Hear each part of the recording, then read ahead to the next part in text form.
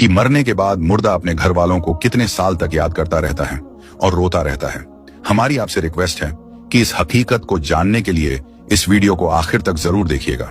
मेरे दोस्तों, हम में से हर एक ये जानता है कि ये दुनिया की जिंदगी बस थोड़ी सी है। एक न एक दिन हम में से हर एक को मरना है और इस खत्म होने वाली दुनिया को छोड़कर अपने असली ठिकाना आखिरत की तरफ जाना है। और मौत एक ऐसा दरवाजा है जिसमें से हर एक को गुजरना है, चाहे वो बच्चा हो, जवान हो या बूढ़ा हो, हर एक को मौत के दरवाजे में से गुजरना है।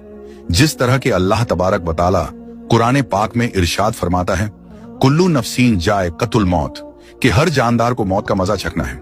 यानी हर वो चीज जिसके अंदर जान है उसको एक ना एक दिन मरना है। मेरे दोस्तों, दुनिया और आखिरत के बाद एक और दुनिया है जिसको हम आलम बरज़ख कहते हैं। मरने के बाद और कयामत से पहले तमाम जिन्हों इंसान की रूहों को अपने अमाल के हिसाब से इसमें रहना होता है। और रूह कहीं भी हो, जिस्म के साथ उसका कनेक्शन रहता है।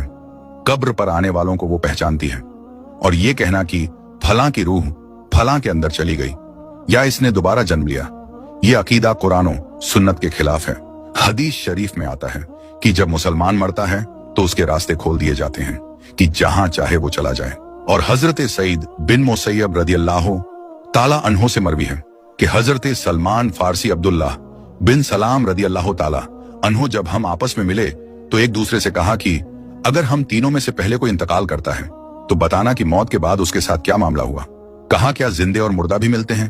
तो फरमाया, हाँ, मुसलमान की रूह जन्नत में होती है और वो अपनी मर्जी से जहां चाहे जा सकती है। मेरे दोस्तों, अब सवाल ये है कि क्या मरने के बाद मुर्दे अपने घर वालों को याद करते हैं? जब किसी इंसान का इंतकाल होता है तो मरने वाले शख्स को यह मालूम होता है कि हम इस दुनिया से इंतकाल होकर आलम बरज़ख में आ गए हैं। और उसको ये सारी चीजें याद होती हैं कि हमारा घर है, मकान है, रिश्तेदार हैं और हमारे बहन भाई भी हैं और हमारी एक फैमिली है।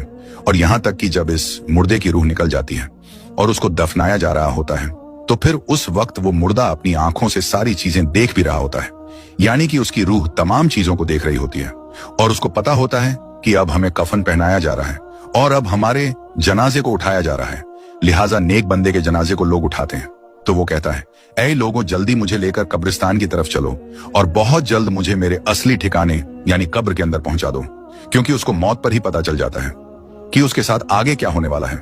यानी आगे आने वाली जो मंजिलें हैं वो अच्छे हैं या मुश्किल हैं, सख्त हैं या आसान, उसको पहले से पता चल जाता है। क्योंकि रूह निकलते वक्त की जो तकलीफ होती है उसी से मरने वाले को यह अंदाजा हो जाता है और उसको यह मालूम हो जाता है कि उसका आगे क्या अंजाम होने वाला है। इसी वजह से जो मोमिन बंदा होता है वो कहता